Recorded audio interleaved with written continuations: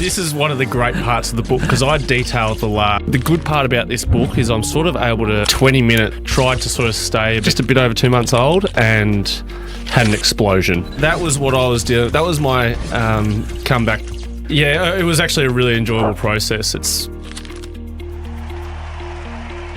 Story probably just wasn't quite there that we were looking for. Sort of found a way that we could sort of draw on parts of my life where obviously that year there was a fair bit going on, and I was able to, I suppose, draw on parallels and on parts.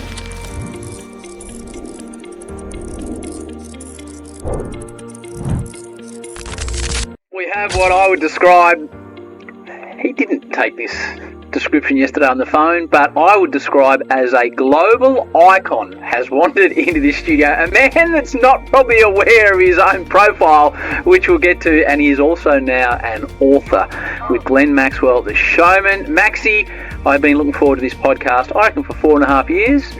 The main themes of this discussion are Glenn Maxwell's personal growth, his relationship with public perception and social media abuse, the unique pressures of global fame, and his relationship with fellow cricket icon Virat Kohli, while the conversation does not focus on religious faith. To get you here on the studio is a great thrill for us all. How are you, great man? Very good, mate. It's been a while because we've been trying to work this out amongst our schedules. We have. We've both been busy at different times. You're busier than me, but yes. I think we've had one catch-up, which was straight after the 201. The themes of self-belief, personal struggle, and the inspiration drawn from life's journey are prominent. Faith in self and personal growth, self-acceptance and maturity. Maxwell talks about the long process of maturing and growing to accept that he is still a human being who makes mistakes and is not perfect. In Mumbai? Yes, it was. Yes. Was it in Mumbai or? See, this is a good story. It was in Pune. It was in Pune, and I got off at the airport, and the great Matty Weiss from Fox Sugar said, "Mate, we've got to get to Maxie's hotel. It's 15 minutes down the road." And an hour and 45 minutes later, I was a hot and bothered man when I got to your hotel. So, this is one of the great parts of the book because I detailed the last.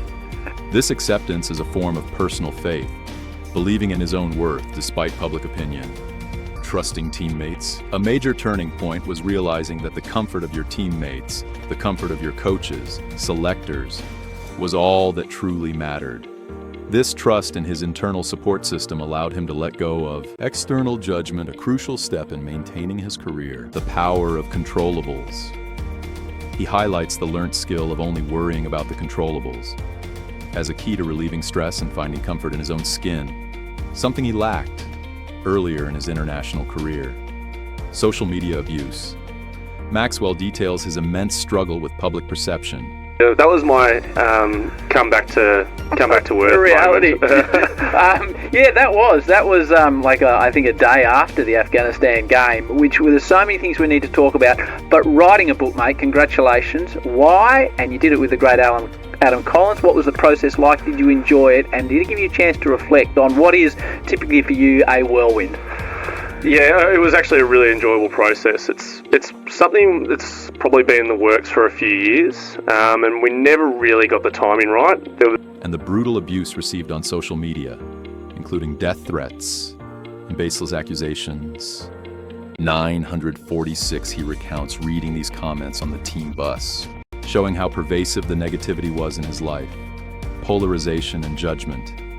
He struggled with the feeling of being judged consistently, not just by the public, but by other people as well. Documentary at one stage where there could have been a really pivotal moment in my career, which was around 2022. But again, that sort of fell through timings. I wanted to concentrate on some other things. We spoke about a book at some stage, and the story probably just wasn't quite there that we were looking for. And then once we finished the World Cup last year, 1,458, he acknowledges the tough cross to bear that comes from being judged against his own incredibly high ceiling. The expectation that he'll hit a 201 every time, which led him to be uncomfortable in his own skin for a long time, putting a person to the player. Writing the book was a cathartic experience. 454. That gave him a way to put a person to the player that people see. This segment provides the most important message of Maxwell's book. I suppose I spoke to Adam.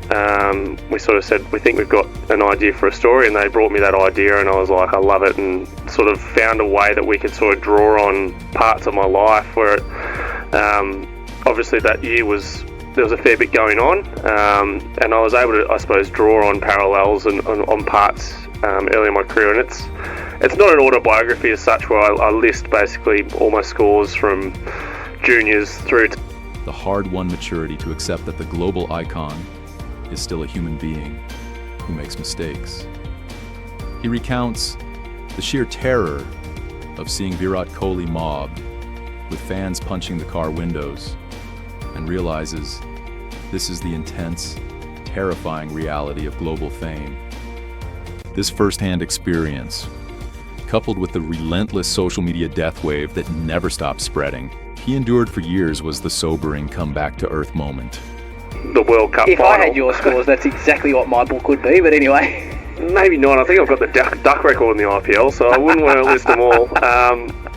But yeah, I think to be able to, I suppose, explain the things that are still happening these days, that I'm still reflecting on things in the past and how they had such a big influence to either make me the player or the person I am today. To, I suppose, be able to explain a lot of that sort of stuff is If vital. I had your scores, that's exactly what my book would be, but anyway. Maybe not. I think I've got the duck record in the IPL, so I wouldn't want to list them all.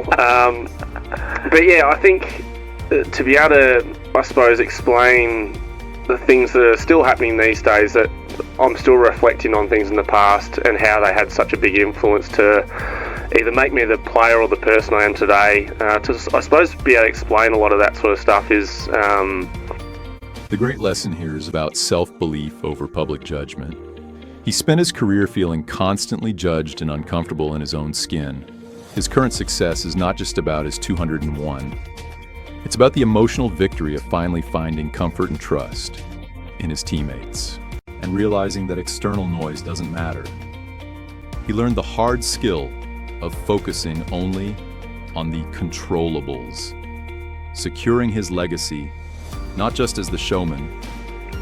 There's no ceiling to it. It's as brutal and ridiculous as you can possibly imagine. And it was non-stop. It was through every comment. Like, as soon as you have a low score, you'd find it really hard to find a positive or a supportive comment. And what's it like when you read that? At the time, I was okay to sort of like just wash it away, because I'm like, it doesn't matter, it's okay. But when it started affecting the way... But as a highly respected professional, this was such an honest look at what it takes to survive at the elite level. Hearing Maxwell talk about the death threats and brutal abuse on social media and how it affected his family puts his career in a completely different light. It took him years to mature. Like the general public or even the media started to treat me, that's when it probably affected me a bit more. So it's... And my family were affected by a lot of it. Like, they were like, oh, don't read anything you're reading online. I was like, I haven't. Like, what is there? Like, and then I'd have a look and I'm like, geez, that's pretty full on. It's a bit harsh. And I think the good part about this book is I'm sort of able to put a person to the player that people see Exactly. on the field. And The showman found his peace by learning to ignore the noise. The moment he realized the comfort of his teammates was all that mattered, he stopped being the cardboard cutout the public judged and started focusing on what he could control. That ability to let go of external judgment is why he's having the best phase of his career. What a story of self-acceptance. Don't forget, hit that like button if you enjoyed this one.